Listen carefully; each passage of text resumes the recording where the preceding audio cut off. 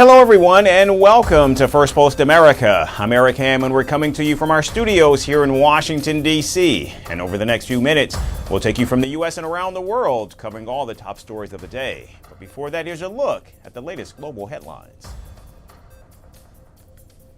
President Donald Trump visits a U.S. naval base in Japan and announces that the first batch of missiles for the country's F-35 fighter jets has been approved for delivery this week.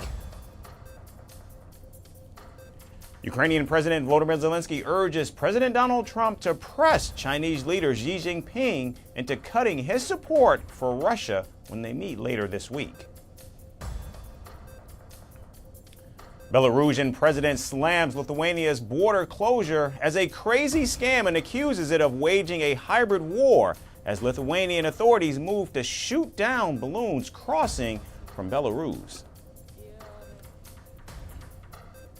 Elon Musk's XAI launches Grokpedia to compete with Wikipedia, the online portal he accuses of ideological bias. The new site already hosts over 865,000 articles, and Musk says its goal is to present the truth. And the Red Cross warns of a massive impact from Hurricane Melissa, saying the storm could affect 1.5 million people in Jamaica alone, as authorities on the island urge people to take shelter.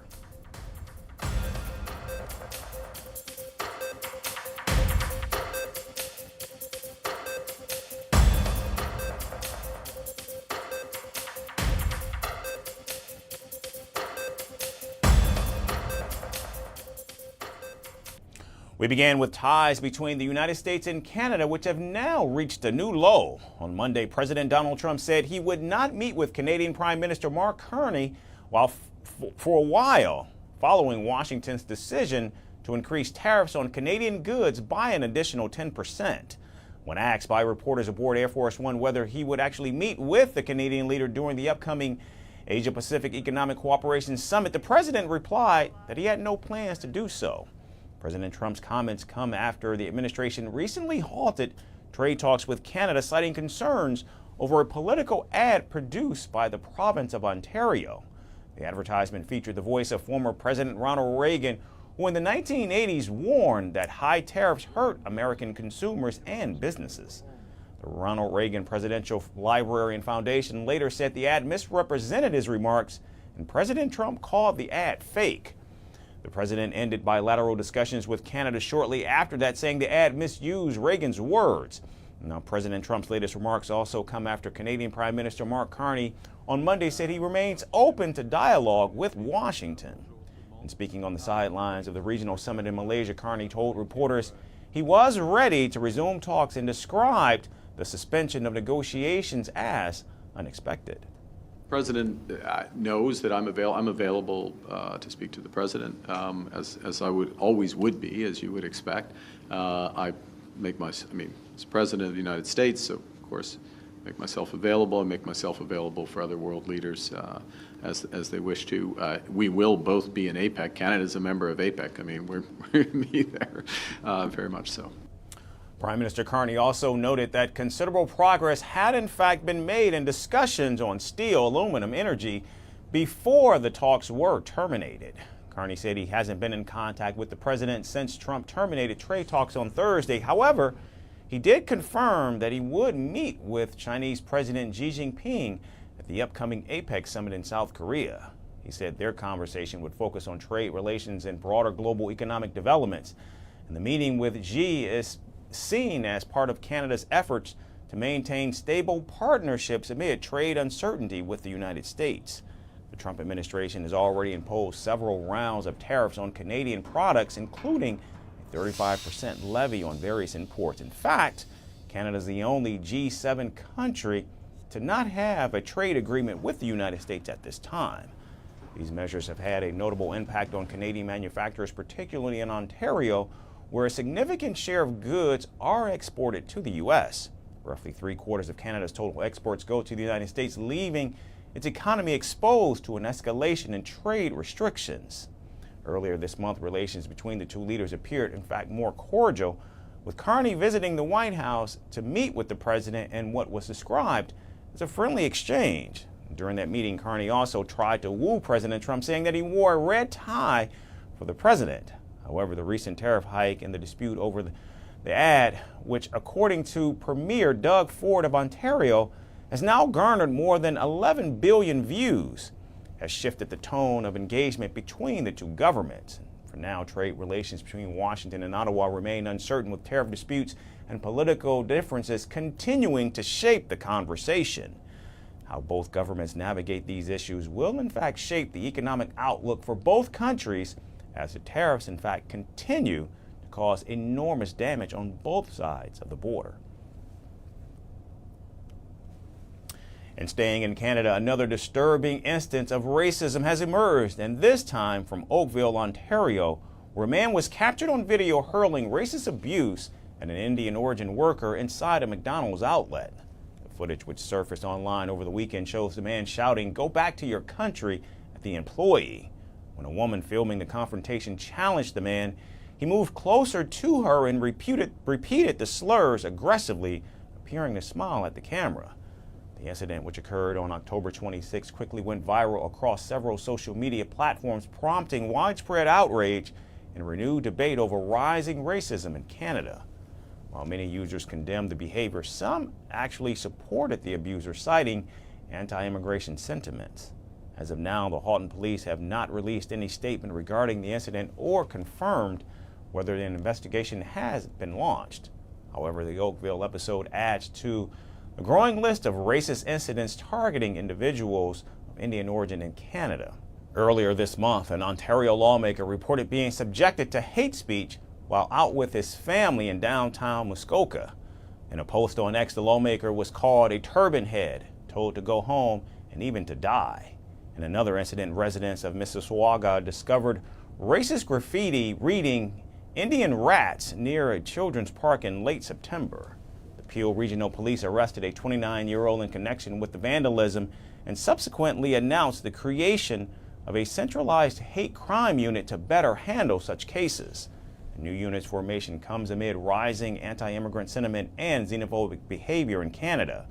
According to a report by the Institute of Strategic Dialogue released in June, police reported anti-South Asian hate crimes rose by 227% between 2019 and 2023.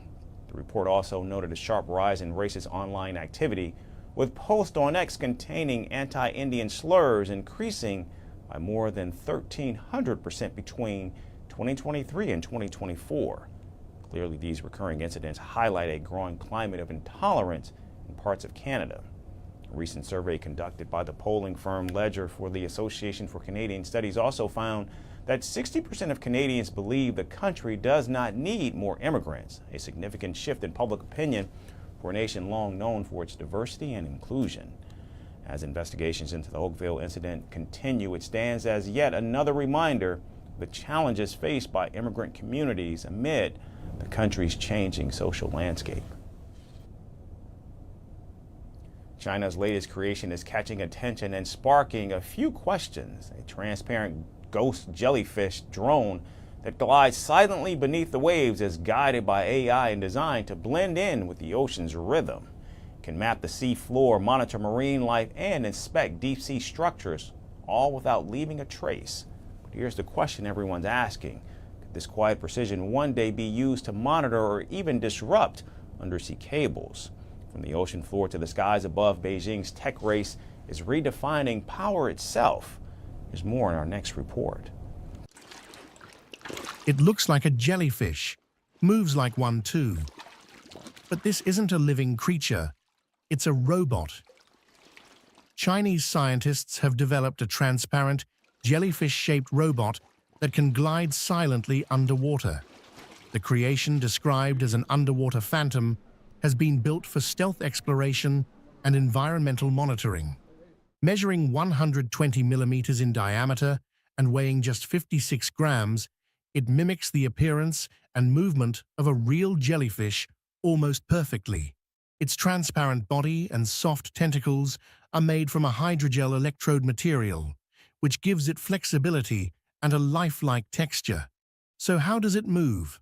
The robot swims using an electrostatic hydraulic actuator, a system that copies the neural signals controlling muscle movements in jellyfish. Each pulse sends a wave through its body, allowing it to propel forward or hover in place. And it does this at just 28.5 milliwatts of power, less than what a typical LED bulb uses.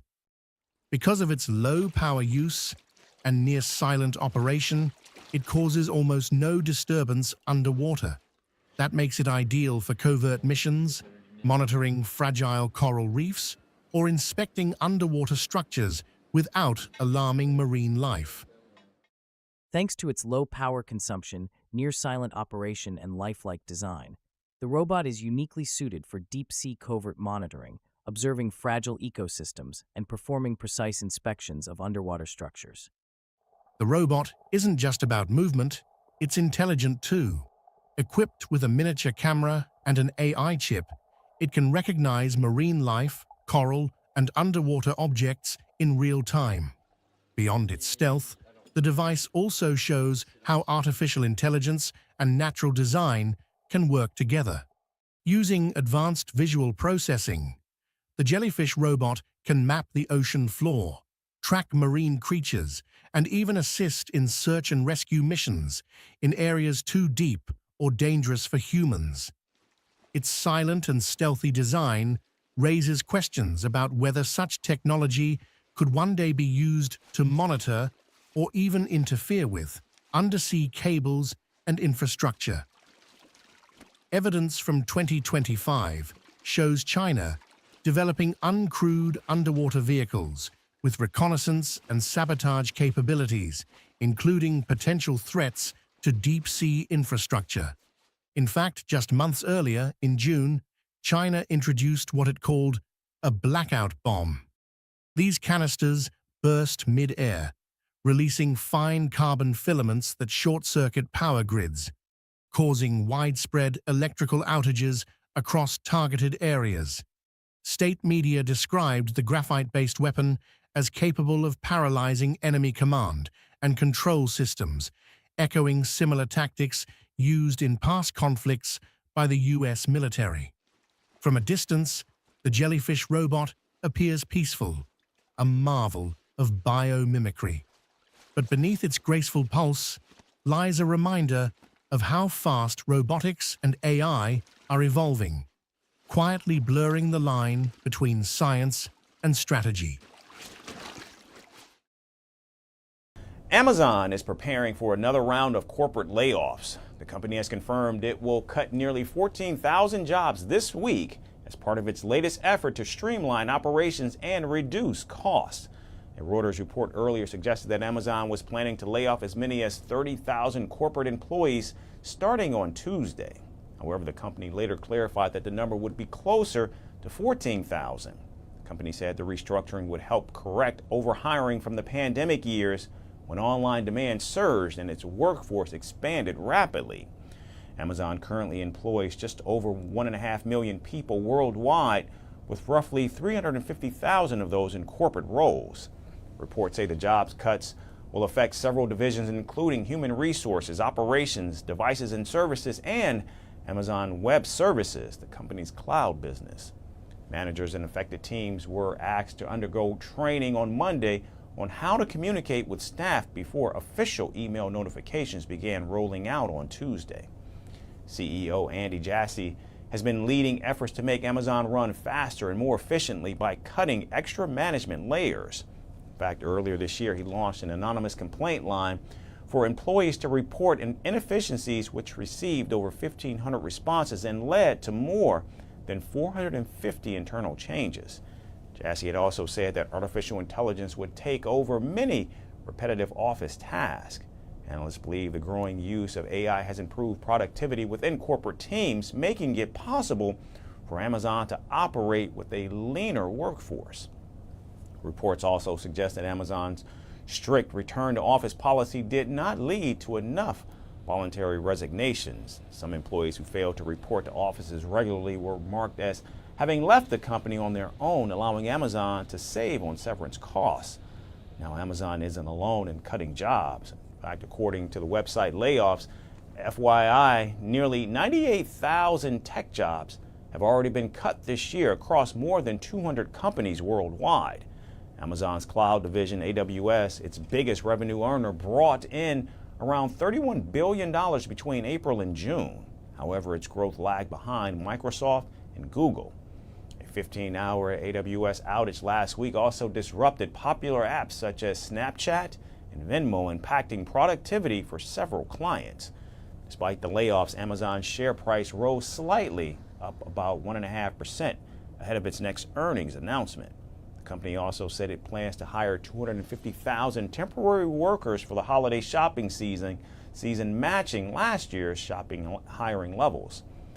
The company carried out smaller rounds of layoffs in both 2023 and 2024. This latest cut underlines, of course, how major tech firms are restructuring, balancing the rise of artificial intelligence with the need to control costs in a slowing global economy.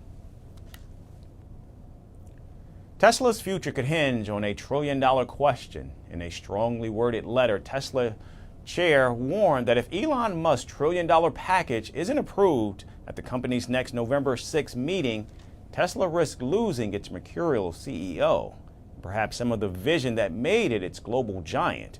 The board says the deal would keep Musk at the helm for another 7.5 years. So will shareholders approve a pay package so big it makes Wall Street even blink? Or will Elon Musk decide he's had enough and move on to his other hobbies, like rockets, robots, and rebranding Twitter?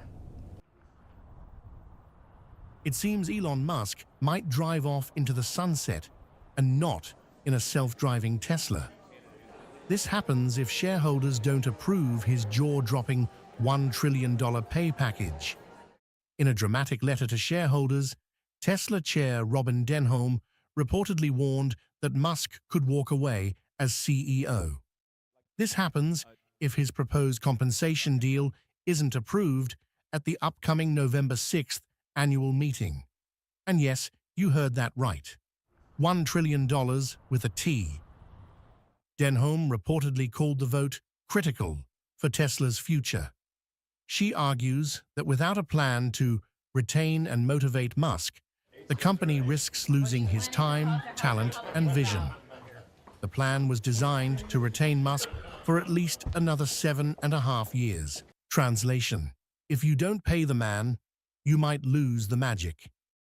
Tesla's board of directors initially proposed the new compensation plan for Musk in September. The proposed plan, which would be one of the largest executive pay package in history, promises Musk 12 tranches of stock options, but only if he hits some rather light goals. You know, just turning Tesla into an $8.5 trillion company and conquering autonomous driving and robotics while he's at it. No big deal.